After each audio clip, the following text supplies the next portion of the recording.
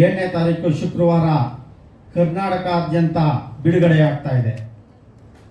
ಈ ಬಾಸ್ ಚಲನಚಿತ್ರದಲ್ಲಿ ತನು ಶಿವಣ್ಣ ನಾಯಕ ನಟನಾಗಿ, ಮೋನಿಕಾ ಗೌಡ ಅಲಿಯಾಸ್ ವಂದಿತಾ ಗೌಡ ರವರು ನಾಯಕಿಯಾಗಿ, ಪಾಯಲ್ ಚೆಂಗಪ್ಪ, ವಿಜಯಶ್ರೀ ಅವರು, ಜೋಶ್ ಅಕ್ಷಯ್, ಪ್ರಮೋದ್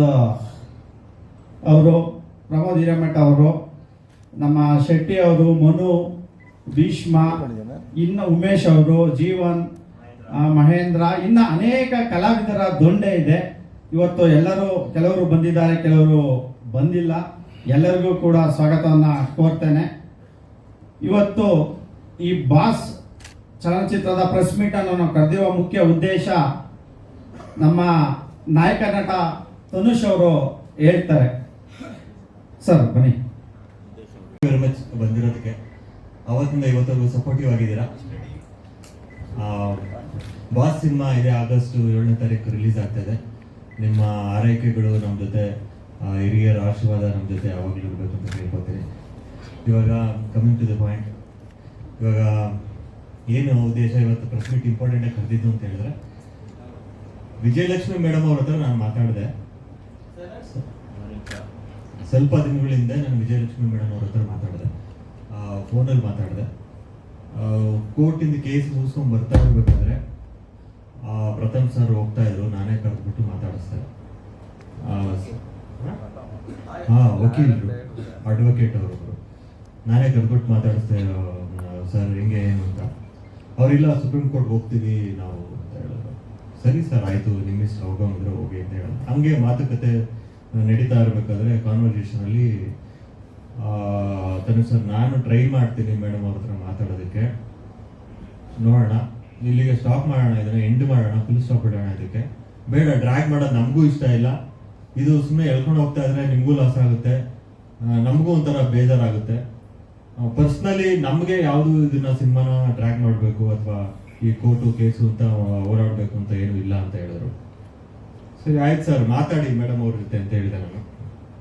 ಸೊ ಅವತ್ತು ಸಾಯಂಕಾಲ ಮೇಡಮ್ ಅವ್ರ ಹತ್ರ ಮಾತಾಡಿದ್ದಾರೆ ಅವರು. ಮಾತಾಡ್ಬಿಟ್ಟು ಬೆಳಗ್ಗೆ ಸಿಗ್ತೀರಾ ಅಂತ ಕೇಳಿದ್ರು ನನಗೆ. ಅಂದರೆ ನೆಕ್ಸ್ಟ್ ಡೇ ಮಾರ್ನಿಂಗು ಬನ್ನಿ ಮೇಡಮ್ ಅವ್ರು ಮಾತಾಡಬೇಕು ಅಂತ ಏನಾದ್ರು ಹೇಳಿದ್ರು. ಸರಿ ಆಯಿತು, ನಾನು ಒಂದು 10:30ಗೆ ಅವ್ರ ಆಫೀಸ್ಗೆ ಹೋದೆ. ಆಫೀಸ್ಗೆ ಹೋದಾಗ ಅವ್ರು ಹೇಳಿದ್ರು ನನಗೆ ಕ್ಲಿಯರ್ ಆಗಿ, ಮೇಡಮ್ ಓಕೆ ಅಂತ ಹೇಳಿದ್ದಾರೆ. ಇನ್ನೊಂದು ಇಂಪಾರ್ಟೆಂಟ್ ವಿಷಯ ಏನಂತ ಹೇಳಿದ್ರೆ, ದರ್ಶನ್ ಸರ್ ಇದನ್ನ ಕಂಟಿನ್ಯೂ ಮಾಡೋದು ಬೇಡ, ಇಲ್ಲಿಗೆ ಸ್ಟಾಪ್ ಮಾಡೋಣ, ಇದು ಯಾವುದೇ ಕಾರಣಕ್ಕೂ ಕಂಟಿನ್ಯೂ ಮಾಡೋದು ಬೇಡ. ಸಿನಿಮಾ ಕನ್ನಡ ಸಿನಿಮಾ, ಇದು ನಮ್ಮ ಸಿನಿಮಾ, ನಮ್ಮ ಕನ್ನಡ ಇಂಡಸ್ಟ್ರಿ, ನಮ್ಮ ಕನ್ನಡ ಸಿನಿಮಾ ಬೆಳಿಬೇಕು. ಯಾವುದೇ ಕಾರಣಕ್ಕೂ ಪ್ರೊಡ್ಯೂಸರ್ಗಾಗಲಿ ಯಾವುದೇ ಆರ್ಟಿಸ್ಟ್ಗಳಿಗಾಗಲಿ ಯಾರಿಗೂ ನೋವು ಮಾಡೋದು ಬೇಡ, ಇಲ್ಲಿಗೆ ಸ್ಟಾಪ್ ಮಾಡಿಬಿಡು ವಿಜಿ ಅಂತ ಹೇಳಿದ್ರು ಅಂತ ಅವರು ಹೇಳಿದ್ರು. ಸರಿ ಅಂದ್ಬಿಟ್ಟು ಕಾಲ್ ಮಾಡಿದ್ರು ವಿಜಯಲಕ್ಷ್ಮಿ ಮೇಡಮ್ ಅವ್ರಿಗೆ, ಪ್ರಥಮ್ ಅವರು. ಮಾಡಿದಾಗ ಒಂದು ಲಾಂಗ್ ಕಾನ್ವರ್ಸೇಷನ್ ಆಯಿತು. ಒಂದು ನನಗೆ ಸರಿಯಾಗಿ ನೆನಪಿಲ್ಲ, 10 to 15 minutes ಇರ್ಬೋದು, ಅದಕ್ಕಿಂತ ಜಾಸ್ತಿನೂ ಇರ್ಬೋದು, ಗೊತ್ತಿಲ್ಲ ನನಗೆ ಎಕ್ಸಾಕ್ಟಾಗಿ. ಬಟ್ ಆ ಕಾನ್ವರ್ಸೇಷನಲ್ಲಿ ಏನಂತ ಹೇಳ್ತಾರೆ ಅಂತ ಹೇಳಿದ್ರೆ, ಅವ್ರು ನನಗೊಂದು ಕೆಲವೊಂದು ಕ್ವಶನ್ಗಳು ಕೇಳಿದ್ರು. ಏನು ಕ್ವಶನ್ಗಳು ಕೇಳಿದ್ರು ಅಂತ ಹೇಳಿದ್ರೆ, ಇದು ನಮ್ಮ ಪರ್ಸನಲ್ ಲೈಫ್ ಬಗ್ಗೆ ಏನಾದರೂ ತೋರಿಸಿದ್ದೀರಾ, ಅಥವಾ ನನ್ನ ಮಗ ವಿನೀಶ್ ಅವ್ರ ಬಗ್ಗೆ ಏನಾದರೂ ತೋರಿಸಿದ್ದೀರಾ, ಅದೆಲ್ಲ ಕೇಳಿದ್ರು ಕ್ವಶನ್. ನಾನು ಅದಕ್ಕೆಲ್ಲ ರಿಪ್ಲೈ ಕೊಟ್ಟಾದ್ಮೇಲೆ ಅವರು ಹೇಳಿದ್ರು ನನಗೆ, ಇಲ್ಲ ದರ್ಶನ್ ಸರ್ ಹಿಂಗೆ ಹೇಳಿದ್ದಾರೆ, ಯಾವುದೇ ರೀತಿ ಇದನ್ನು ಕಾನೂನು ಇನ್ನು ಮುಂದಕ್ಕೆ ಹೋರಾಟ ಮಾಡೋದು ಬೇಡ, ಸಿನಿಮಾ ಒಳ್ಳೇದಾಗಲಿ, ಸಿನಿಮಾ ರಿಲೀಸ್ ಮಾಡ್ಕೊಳ್ಳಿ ಇವರು ಏನು ತೊಂದರೆ ಕೊಡೋದು ಬೇಡ ಅಂತ ಹೇಳ್ಬಿಟ್ಟು ಸ್ಟಾಪ್ ಮಾಡಿ ಅಂತ ಹೇಳಿದ್ರು ಅಂತ ಅವ್ರು ಹೇಳಿದ್ರು. ಸೊ ಇಷ್ಟು ಕಾನ್ವರ್ಸೇಷನ್ ಆಯಿತು ವಿಜಯಲಕ್ಷ್ಮಿ ಮೇಡಮ್ ಅವ್ರ ನನ್ನ ಮಧ್ಯೆ. ಆಮೇಲೆ ನನಗೆ ಮಾತು ಹಿಂಗೆ ಬರ್ತಾ ಇರ್ಬೇಕಾದ್ರೆ, ನೀವು ಯಾಕೆ ಸಿನಿಮಾ ತೋರಿಸ್ತಾ ಇಲ್ಲ, ನಮ್ಮಿಂದ ಯಾಕೆ ಗೈಡ್ ಮಾಡ್ತಾ ಇದ್ದೀರಾ ಅಂತ ಕೇಳಿದ್ರು. ಇಲ್ಲ ಮೇಡಮ್, ನಾನು ತೋರಿಸ್ತೀನಿ, ಸಿನಿಮಾ ತೋರ್ಸೋಕ್ಕೆ ರೆಡಿ ಆಗಿದ್ದೀನಿ, ನಾನು 2-3 days ಟೈಮ್ ಕೊಡಿ ಅಂತ ಕೇಳಿದೆ ನಾನು. ಏನಕ್ಕೆ 2-3 days ಟೈಮ್ ಅಂತ ಹೇಳಿದ್ರೆ, ನಾವು UFO ಕ್ಯೂಬ್ಗೆ ಅಪ್ಲೋಡ್ ಮಾಡಿರ್ತೀವಿ ಕಂಟೆಂಟ್. UFO ಕ್ಯೂಬ್ಗೆ ನಿಮ್ಗೆ ಎಲ್ಲರೂ ಗೊತ್ತಿರೋ ಹಂಗೆ, ನೀವು ಆಲ್ರೆಡಿ ಎಲ್ಲ ಸಿನಿಮಾ ರಿಲೇಟೆಡ್ ಆಗಿರೋರೆ. UFO ಕ್ಯೂಬ್ಗೆ ಅಪ್ಲೋಡ್ ಮಾಡೋ ಕಂಟೆಂಟ್ ಬಂದ್ಬಿಟ್ಟು ನಾವು ನಾರ್ಮಲ್ ಸ್ಕ್ರೀನ್ಗಳೆಲ್ಲ ಪ್ಲೇ ಮಾಡೋದಕ್ಕಾಗಲ್ಲ, ಅದು ಹೈ ರೆಸಲ್ಯೂಷನ್ ಕಂಟೆಂಟ್ ಆಗಿರುತ್ತೆ. ಸೊ ಆ ಕಂಟೆಂಟನ್ನ ನಾವು ಕನ್ವರ್ಟ್ ಮಾಡಬೇಕಾಗಿತ್ತು 2Kಗೆ ಅಥವಾ HD ಗೆ. ಆ ಕನ್ವರ್ಟ್ ಮಾಡೋದಕ್ಕೆ ಒಂದು 2 days ಟೈಮ್ ಬೇಕು. ಒಂದು ಕಂಟೆಂಟ್ನ ಟೈಮ್ ಮಾಡೋದಕ್ಕೆ ಕನ್ವರ್ಟ್ ಮಾಡೋದಕ್ಕೆ ಅಟ್ಲೀಸ್ಟ್ 1 day ಅದು ಬೇಕೇ ಬೇಕು, 24 hours ಬೇಕು. ಅದಾದ್ಮೇಲೆ ತೋರಿಸ್ತೀನಿ ಅಂತ ಹೇಳಿದ್ವಿ. ಅದಾದ್ಮೇಲೆ ತೋರಿಸ್ವಿ, ಪ್ರಥಮ್ ಸರ್ ಅವ್ರ ಅಡ್ವೊಕೇಟ್ಗೂ ತೋರಿಸ್ವಿ. ತೋರಿಸಾದ್ಮೇಲೆ ಅವರು ಮೇಡಮ್ ಜೊತೆ ಏನು ಮಾತಾಡೋದು ಅಂತ ನನಗೆ ಗೊತ್ತಿಲ್ಲ. ಅವತ್ತು ರಾತ್ರಿ ನನಗೆ ಕಾಲ್ ಬಂತು, ಓಕೆ ನಮ್ಮ ಕಡೆಯಿಂದ ಫುಲ್ ಗ್ರೀನ್ ಸಿಗ್ನಲ್ ಇದೆ, ನಮಗೆ ಯಾವುದೇ ರೀತಿ ತೊಂದರೆ ಆಗುತ್ತಲ್ಲ ಸಿನಿಮಾದಲ್ಲಿ, ಏನೂ ತೋರಿಸಿಲ್ಲ ನಿಮಗೆ, ನೀವು ತೋರಿಸಿಲ್ಲ, ಒಳ್ಳೇದಾಗಲಿ ಸಿನಿಮಾಗೆ ಅನ್ನೋದೊಂದು ಕಾಲ್ ಬಂತು 9:30. ಅವತ್ತೇ ಸೇಮ್ ಡೇ ಸಿನಿಮಾ ನೋಡಾದ್ಮೇಲೆ ನಮಗೆ ಕಾಲ್ ಬಂತು. Thank you very much sir, ಇದನ್ನ ಅಫಿಷಿಯಲ್ ಆಗಿ ಏನಾದರೂ ಕನ್ಫರ್ಮೇಷನ್ ಮಾಡಬೇಕಲ್ಲ ಅಂತ ಕೇಳಿದೆ ನಾನು. ಹಿಂಗೆ ಕನ್ಫರ್ಮೇಷನ್ ಮಾಡೋದು ನನಗೆ ಗೊತ್ತಿಲ್ಲ. ಇದು ನಾನು ಇವಾಗ ನೀವು ಯಾರಾದರೂ ಒಂದು ಕ್ವಶನ್ ಕೇಳ್ಬೋದು ನನಗೆ, ತನುಷ್ ನೀವೆಲ್ಲ ಹೇಳ್ತಾ ಇರೋದು ನಿಜ ಅಂತ ಹೆಂಗೆ ನಂಬೋದು ಅಂತ. ಇಲ್ಲ, ನಾನು ಆತ್ಮಸಾಕ್ಷಿಯಾಗಿ ನಾನು ಹೇಳ್ತಾ ಇದ್ದೀನಿ ಅಷ್ಟೇ, ಇದ್ರ ಹೆಚ್ಚಾಗಿ ನಾನು ಏನು ಹೇಳೋದಕ್ಕಾಗಲ್ಲ. ಆಮೇಲೆ ಮೇಡಮ್ ಅವ್ರಿಗೆ ಒಂದು ಇಂಟರ್ವ್ಯೂ ಕೊಟ್ಟಿದ್ದಾರೆ.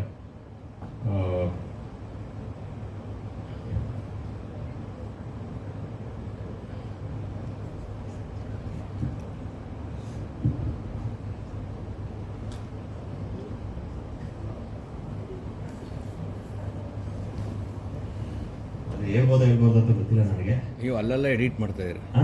ಅಲ್ಲಿ ಎಡಿಟ್ ಮಾಡಬೇಕು ಸರ್, ಲೈವ್ ಅಲ್ಲಿ ಬಿಡಕ್ಕಾಗುತ್ತೆ. ಅಲ್ಲ, ಡೈರೆಕ್ಟರ್ ಲಾಯರ್ ಕೂತಿರೋದು ಗೊತ್ತಾಗಿಲ್ಲ ಅಲ್ಲ. ಇದರಲ್ಲಿ ಏನು ಇವ್ರು ಏನು ಹೇಳ್ತಾ ಇದ್ದಾರೆ ಆ ಪಾಠ ನಾನಿಲ್ಲ. ಫಸ್ಟ್ ಕ್ಲಾರಿಫಿಕೇಶನ್ ಕೊಡಬೇಕು. ಯಾಕೆ ಅಂದರೆ ಎಲ್ಲ ಅವ್ರು ಮಾಡಿದ್ದು, ನಾನು ಹೊರಗಡೆ ಇದ್ದೆ.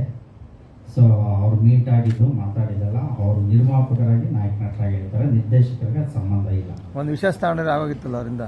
ಏನ್ ಸರ್? ಅವರಿಂದ ಒಂದು ಸಿನಿಮಾಗೆ ಒಂದು ನಾನು ಕೇಳಿದೆ ಮೇಡಮ್ ಅವ್ರನ್ನ, ಇವಾಗ ಫೋನಲ್ಲಿ ಮಾತಾಡೋದು ಚೆನ್ನಾಗಿರಲ್ಲ ಮೇಡಮ್, ಚೆನ್ನಾಗಿರಲ್ಲ ಅಂತಲ್ಲ, ಫೋನಲ್ಲಿ ಮಾತಾಡೋದಕ್ಕಿಂತ ಡೈರೆಕ್ಟ್ ಆಗಿ ಮಾತಾಡಿದ್ರೆ ಇನ್ನೂ ಸ್ವಲ್ಪ ಚೆನ್ನಾಗಿರುತ್ತೆ ಮೇಡಮ್. ನಾವು ಏನು ಅಂತ ನಿಮ್ಗೂ ಅರ್ಥ ಆಗುತ್ತೆ. ಒಂದ್ಸತಿ ಆಪರ್ಚುನಿಟಿ ಕೊಡಿ, ನೀವು ಫ್ರೀ ಮಾಡ್ಕೊಂಡು ಯಾವಾಗ ಟೈಮ್ ಹೇಳಿ, ಆ ಟೈಮಲ್ಲಿ ಬರ್ತೀವಿ. ಇವಾಗ ಬೇಡ ತನುಷ್, ಇವಾಗ ಇರೋ ಸಿಚುವೇಶನ್ ಅಲ್ಲಿ ಏನು ಬೇಡ, ನಾನು ಹೇಳ್ತಾ ಇದ್ದೀನಿ ಫೋನಲ್ಲೇ, ಅಷ್ಟೇ ಸಾಕು. ನಿಮ್ಗೆ ವೆರಿ ಆಲ್ ದಿ ಬೆಸ್ಟ್.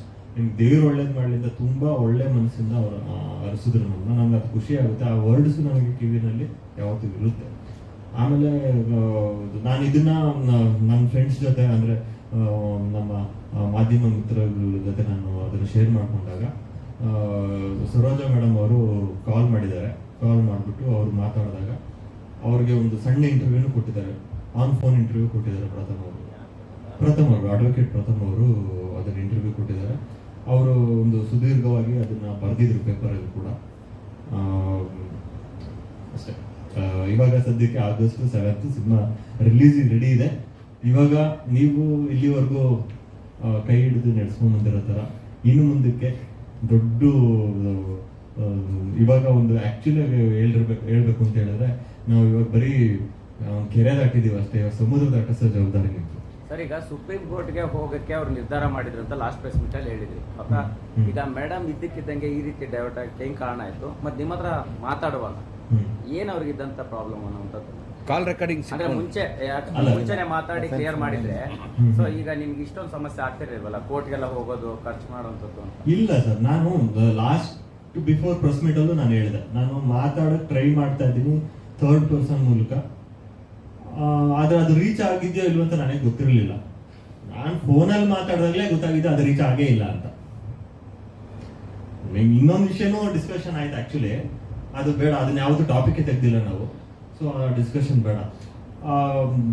ಅವ್ರು ಹೇಳಿದ್ರು ನನಗೆ ಯಾರು ಬಂದ್ಬಿಟ್ಟು ಇದನ್ನ ಹೇಳಿಲ್ಲ ಅಂದ್ರೆ ರೀಚ್ ಆಗಿಲ್ಲ ಅಂತ. ನಾನು ಸುಮ್ಮನೆ ಮಾತಾಡೋದು ಗಾಳಿಲಿ ಮಾತಾಡೋ ಥರ ಆಗಿದೆ ಅಷ್ಟೇ. ಅದು ಹೋಗಿಲ್ಲ.